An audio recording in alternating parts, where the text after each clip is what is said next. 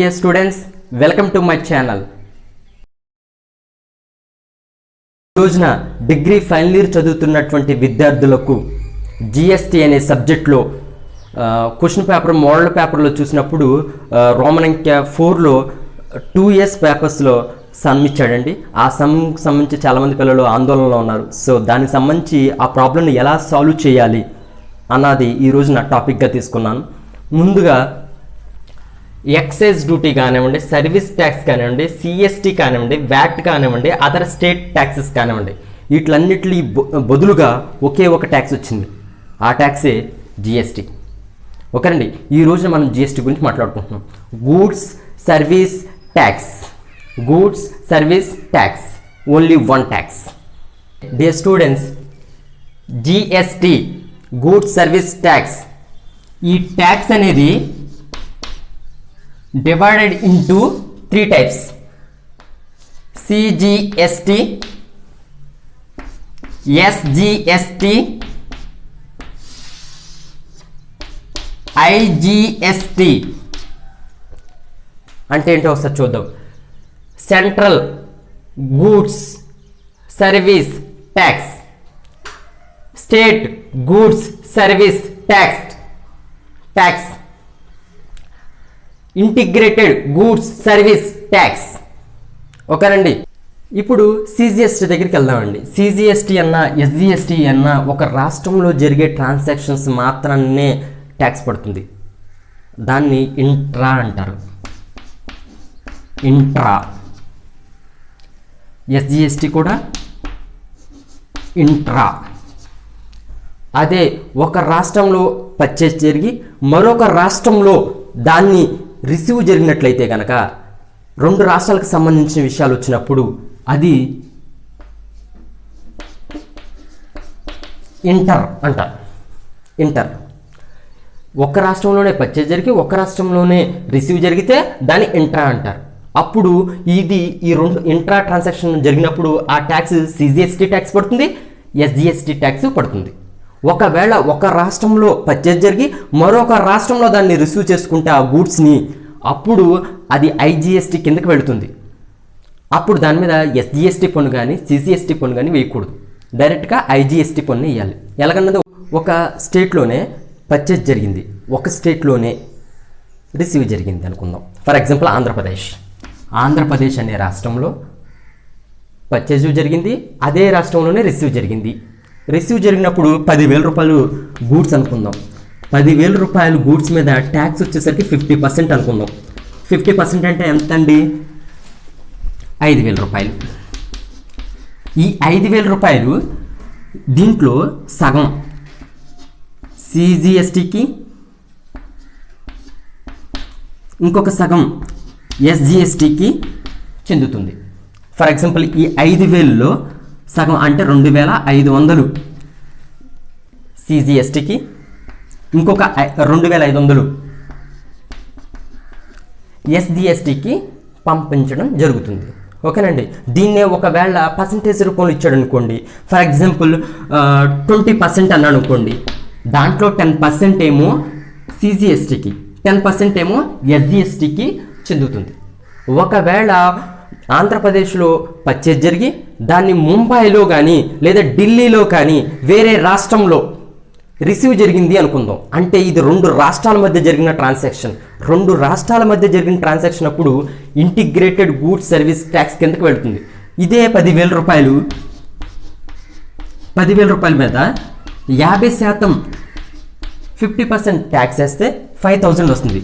ఈ 5,000 అమౌంట్ డైరెక్ట్గా, ఇంకా దీంట్లో ఏమీ తగ్గింపులు లేవు, ఈ డైరెక్ట్గా ఈ 5,000 ఐజిఎస్టీకి వెళుతుంది. చూడండి, ఈ రూల్స్ ఏంటంటే, ఒకవేళ జిఎస్టీతో సహా ప్రశ్న ఇవ్వబడితే జిఎస్టీతో కలిపి అని అంటాడు, ఇంక్లూడింగ్ జిఎస్టీ అని చెప్పినట్లయితే కనుక అప్పుడు పన్ను తీసేసిన తర్వాత వాడు వాల్యూ ఇస్తాడు కదా, ఆ వాల్యూని మాత్రమే తీసుకోవాలి. If the question have been given including GST, you have to remove the tax, put the value in transaction value. ఓకేనండి, తర్వాత ఒకవేళ జిఎస్టీని మినహాయించిన తర్వాత అయితే కనుక ప్రత్యక్ష పన్నుల మొత్తాన్ని తీసుకోవాలి. Excluding GST, take direct amount. ఒకవేళ పర్చేజ్ రిటర్న్స్ అనేది పర్చేజ్ సమయంలో ఒక రిజిస్టర్డ్ డీలర్ దగ్గర మనం కొనుగోలు చేసినట్లయితే కనుక 0 రేట్ ఎగ్జంప్షన్ ఉంది. మనం పర్చేజ్ ఒక రిజిస్టర్డ్ డీలర్ దగ్గర కనుక తీసుకున్నట్లయితే కనుక మనకి పర్చేజ్ 0 రేట్ ఎగ్జంప్షన్ కలదు. ఓకేనండి. ఇది ఇప్పుడు నేను చెప్పేటప్పటికంటే ఒక సమ్ తీసుకుని మీకు ఎక్స్ప్లెయిన్ చేసేటప్పుడు బాగా అర్థమవుతుంది. డియర్ స్టూడెంట్స్, ఇక్కడ మనం సమ్ ఇచ్చినప్పుడు 2 పర్టికల్స్ తయారు చేయాలి. అందులో ఒకటి వచ్చేసరికి ముందు జిఎస్టీని క్యాలిక్యులేట్ చేయాలి. ఇది చాలా ఇంపార్టెంట్. ముందు జిఎస్టీని క్యాలిక్యులేట్ చేయాలంటే పట్టుకు వచ్చేసరికి పర్టికులర్స్, సిజిఎస్టీ, ఎస్జిఎస్టీ, ఐజిఎస్టీ ఈ కాలమ్స్ వస్తాయి. ఓకేనండి. దీంట్లో ఫస్ట్ అవుట్పుట్ ట్యాక్స్ వచ్చేసరికి సేల్స్కి సంబంధించింది అనమాట. ఆ సేల్స్కి సంబంధించింది అది ఇంట్రా చూసుకోవాలి. ఇంట్రా అయితే కనుక సిజిఎస్టీకి, ఎస్జిఎస్టీకి సంబంధించింది. సో ఆ 2 కాలంలో అమౌంట్ వేసుకోవాలి. ఒకవేళ ఐజిఎస్టీకి సంబంధించింది అయితే ఈ 2 కాదు, ఐజిఎస్టీలో అమౌంట్ వేసుకోవాలి. అవుట్పుట్ ట్యాక్స్ అంటే సేల్స్ ట్యాక్స్ అనమాట. ఓకేనండి. తర్వాత ఈ క్యాలిక్యులేట్ చేసుకుంటే ఇది టోటల్ ఏ. తర్వాత ఇన్పుట్ ట్యాక్స్ అంటే ఇందాక మనం ఏమైనా ఖర్చులు అయినా సరే ఆ ఇన్పుట్ ఖర్చులు మన పర్చేజ్కి సంబంధించి కానివ్వండి, లేకపోతే ఉత్పత్తికి సంబంధించింది కానివ్వండి, లేదంటే ఏదైనా రవాణా ఖర్చులు కానివ్వండి, ఎక్స్పెన్సెస్ అనమాట. All those expenses. ఓకేనండి. అవన్నీ కూడా ఇంక్లూడింగ్ ఇన్పుట్ ట్యాక్స్. ఓకేనండి. ఇన్పుట్ ట్యాక్స్లో అన్ని రకాల ఖర్చులు ఉంటాయి. పర్చేజ్ కానివ్వండి, లేకపోతే ట్రావెలింగ్ అలవెన్సెస్ కానివ్వండి, లేకపోతే ఇంకా వేజెస్ కానివ్వండి, అన్ని ఖర్చులన్నీ కూడా ఇన్పుట్ ట్యాక్స్లోకి వస్తాయి. ఈ ఇన్పుట్ ట్యాక్స్ ఐజిఎస్టీది, సిఎస్జిఎస్టీది కాకుండా సిజిఎస్టీది అయితే కనుక ఈ 2 అమౌంట్లో వేసుకోవాలి. ఓకేనండి. ఇలా వేసుకున్న తర్వాత దీన్ని కూడితే టోటల్ బి అవుతుంది. ఇప్పుడు ఏ నుంచి బి తీసేస్తే ఇదిగో ఈ అమౌంట్ వస్తుందండి, టోటల్ ఏ మైనస్ బి. ఓకేనా. ఇప్పుడు దీనికి జిఎస్టీ కన్సల్టేషన్ ఏదన్నా ఉంది అనుకుంటే దాన్ని యాడ్ చేయాలి.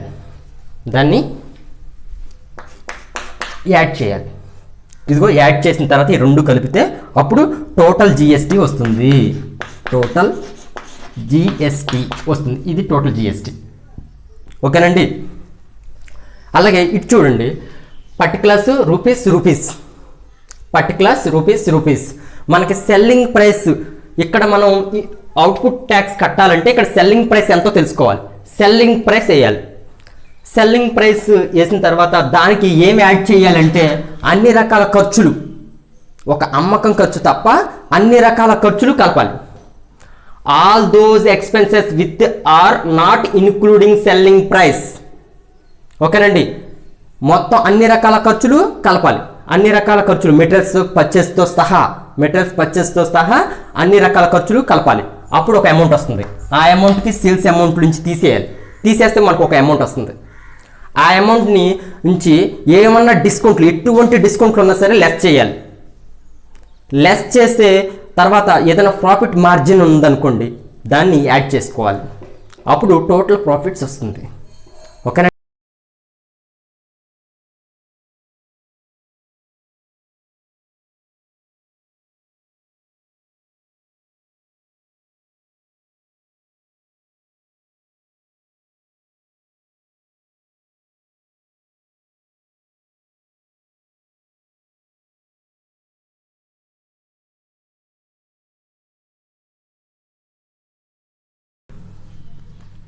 నా మోడల్ పేపర్లో లెక్క చూశాను, అది మీకు ఫోటో కూడా పంపించాను.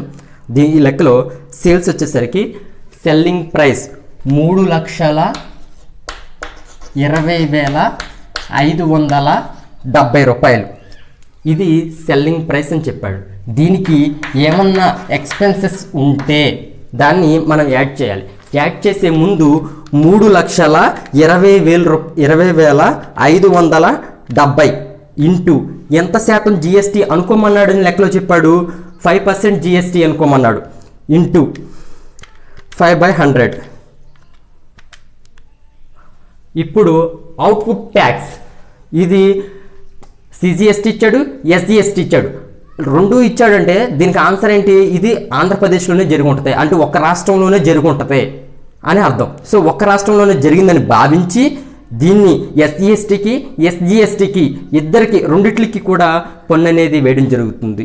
సో దీంట్లో 1,60,285 ఇది కూడా 5% కాబట్టి 1,60,285. ఐజిఎస్టీకి సంబంధం లేదు కాబట్టి నిల్. ఓకేనండి, ఇదిగోండి సేల్స్ అయింది. ఇప్పుడు ఇదే అమౌంట్ అవుతుంది కదండి ఇక్కడ కూడా టోటల్ 1,60,285. 1,60,285 ఇది నిల్. అలాగే ఇంకా లెక్కలో సంబంధించి ఇంకేమి ఇచ్చాడంటే వేర్ హౌసెస్ ఇచ్చాడు. వేర్ హౌసెస్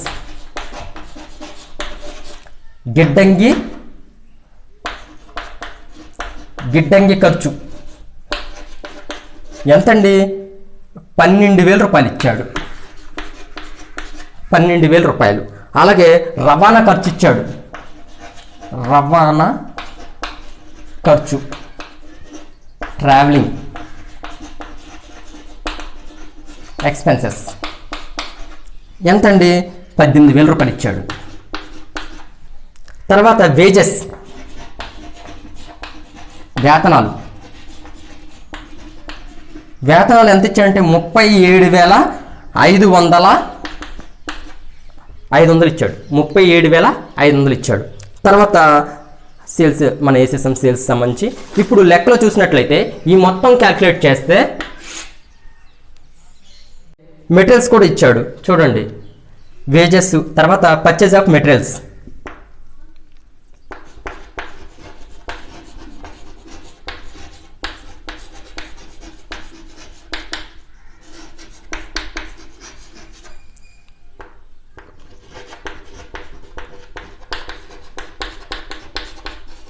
ముడి సరుకు కొనుగోలు లెక్కలు ఎంత ఇచ్చాడంటే 1,80,000 ఇచ్చాడు. 1,80,000 రూపాయలు. మొత్తం క్యాల్కులేట్ చేస్తే 2,47,500 రూపాయలు.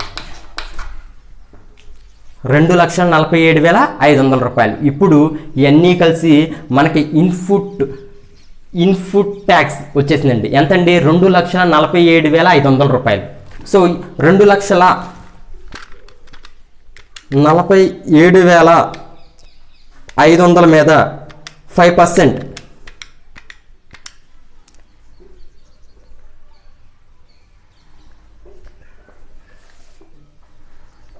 12,000 ఇన్పుట్ ట్యాక్స్ అండి. 12,375. ఇది కూడా అదే కాబట్టి 12,375. ఇది ఐఫన్. టోటల్ బి వచ్చేసిందండి. టోటల్ బి ఎంత?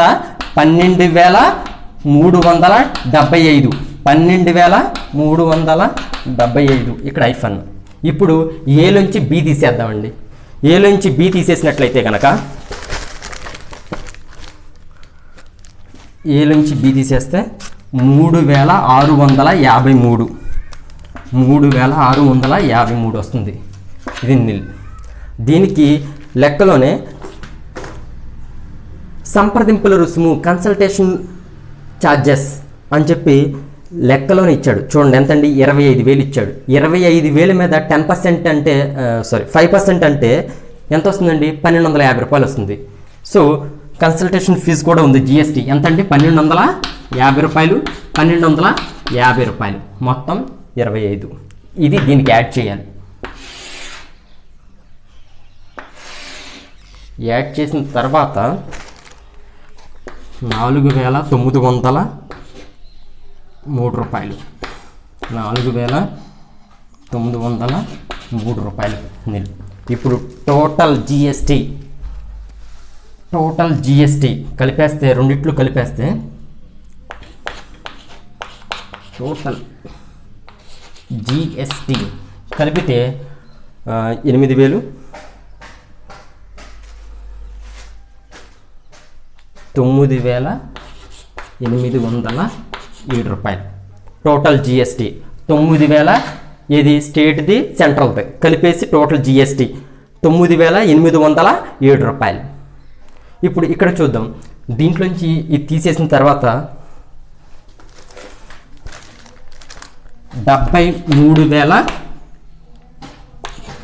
రూపాయలు ఉంటుంది.